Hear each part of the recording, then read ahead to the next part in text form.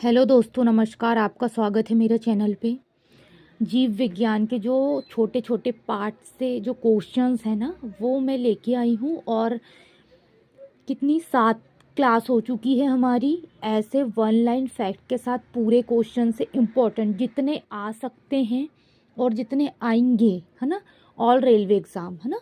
तो अभी हमारा आरपीएफ कांस्टेबल एंड एनटीपीसी जो अभी करंट में एग्ज़ाम होने हैं, ग्रुप डी के तो फॉर्म फिल होगा, फिर वो 1-2 महीने बाद उसकी बात गई, है ना।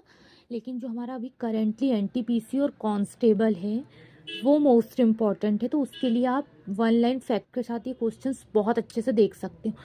ऐसे ही मैंने केमिस्ट्री और फिजिक्स के भी पार्ट लेके आई हूँ जो मैंने पढ़ा चुकी हूँ। उससे आपकी पूरी फिजिक्स और केमिस्ट्री कंप्लीट हो जाएगी। और ये जीव विज्ञान, आइए स्टार्ट करते हैं।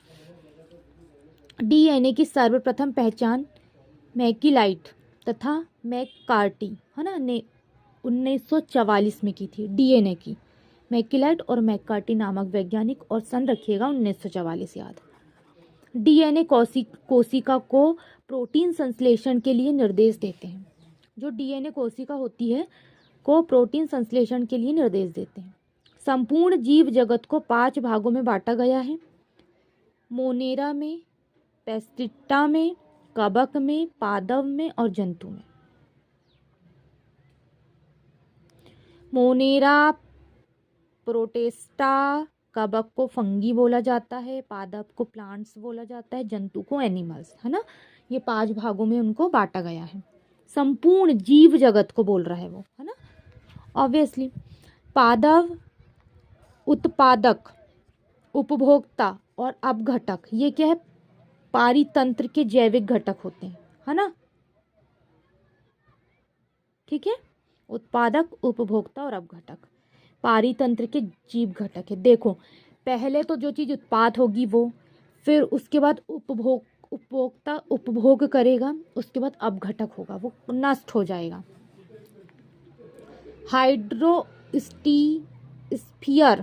हाइड्रोस्फीयर में जैवमंडल तथा लिथोस्फीयर क्या होता है, में स्थल मंडल है। हाइड्रोस्फीयर जैवमंडल और लिथोस्फीयर में स्थल मंडल। ऑक्सीजन का निर्माण साइनो बैक्टीरिया द्वारा प्रारंभ हुआ। ऑक्सीजन का निर्माण। प्लाज्मा मेम्ब्रेन शब्द का प्रयोग नागोली ने 1855 में किया था।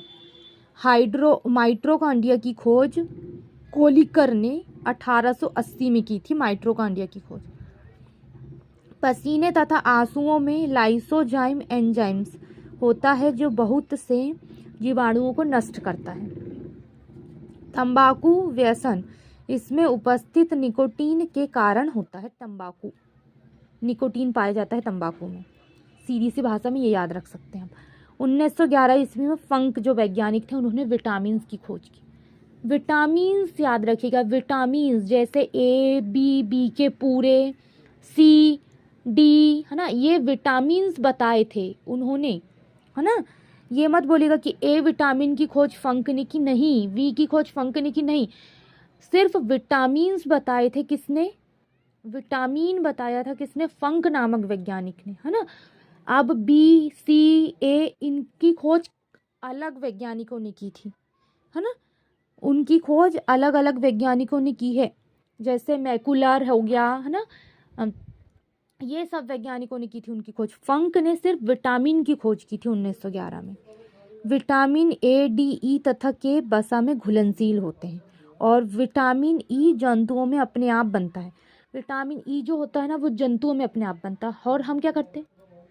हम तो नहीं बनते ना, हम तो चीज़ों से ग्रहण करते हैं। विटामिन B1 को शरीर में संचित नहीं किया जा सकता। विटामिन B1 को हमारी बॉडी में संचित नहीं किया जा सकता है। किण्वन विधि से तैयार होने वाला सर्वप्रथम अम्ल लेटिक एसिड होता है। किण्वन विधि से सड़ा गला के वही विधि होती है किण्वन, है ना, लेटिक एसिड। जंतु में पाया जाने वाला महत्वपूर्ण स्टेरॉइड कोलेस्ट्रॉल होता है। ठीक है। क्लोरोप्लास्ट सूर्य से प्रकाश ऊर्जा लेकर उसे रासायनिक ऊर्जा में संचित करता है। क्लोरोप्लास्ट साधारणतः हरे पौधे पर संपूर्ण प्रकाश का केवल 0.5% तक ही प्रकाश संश्लेषण में उपयोगी होता है। किसमें? हरे पौधे का संपूर्ण प्रकाश का सिर्फ आधा भाग ही प्रकाश संश्लेषण के लिए उपयोगी होता है। लेकिन साधारणतः प्रकाश संश्लेषण की दर श्वसन की दर से 7 गुनी अधिक होती है। जो प्रकाश संश्लेषण की दर है वो श्वसन की दर से 7 गुनी अधिक होती है।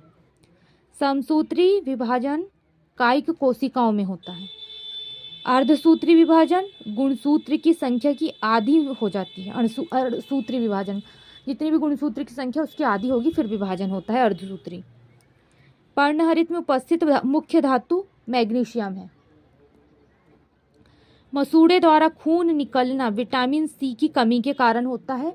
अगर विटामिन सी की कमी हमारी बॉडी में हो जाती है तो मसूड़ों से खून निकलता है, याद रखिएगा।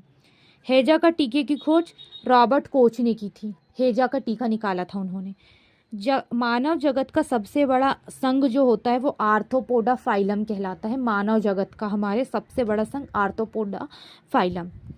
तो ये मोस्ट इम्पॉर्टेंट के साथ जीव विज्ञान के क्वेश्चंस थे, बहुत ज़्यादा इम्पॉर्टेंट। कई क्वेश्चंस आपको बने होंगे लेकिन कई तो नहीं बने होंगे, है ना।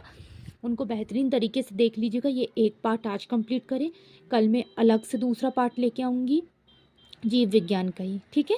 आज के लिए बस इतना ही, धन्यवाद।